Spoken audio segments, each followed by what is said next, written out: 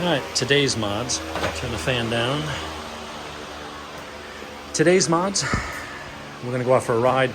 Still don't have the camera mount, so I can't really get any good video of me riding it, but that will be coming to the channel soon.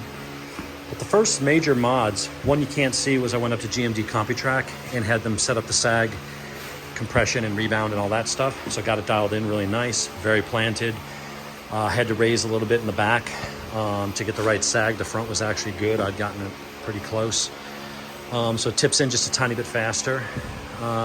Feels a little more secure going through the turns. What else to say? Proper suspension setup is the first thing everybody should do on a bike. The next mod was the Hotbodies. It's a slight double bubble. It's not exaggerated like that one, but we do have a slight double bubble just to give me just a little more wind protection, being a tall guy.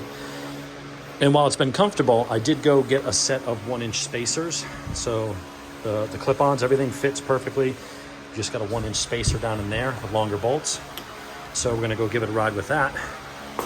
But the star of the show for today is we got rid of those giant ugly ass bazookas and put on the Delkavic stainless slip-ons. Got the DB killers out. We'll do a quick fire up.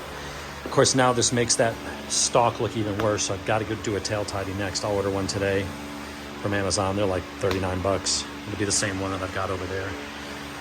So let's do a fire up. I'm not going to didn't bother doing an exhaust install video. It's such a no-brainer. It comes with its own clamps. You use the stock bolts and nuts. You unbolt the old one and you bolt the new one on. It's kind of a no-brainer. If you want to see what it looks like, go to Delkavic's website. But this set was like $454. I think I ordered it on Sunday or Monday, and it came today, Friday. So really fast shipping, under $500. It's stainless, you know. It's not fancy like a Kropovich or carbon fiber, but I don't really care about that crap, so. Let's do a first startup. Oh, and before, when you do install it, make sure you wipe it all down, get fingerprints, oil, anything off. Wipe it down with a paper towel with either brake cleaner or rubbing alcohol. You don't want to get any discoloration on it. Let's go ahead and fire it up. Let it warm up for a minute.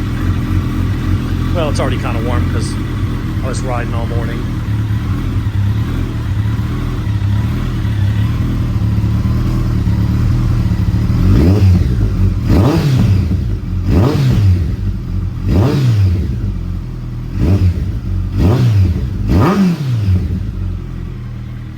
Sounds good. It's nice and deep, but it's not raspy. So we'll get some better video later, but that's it for now.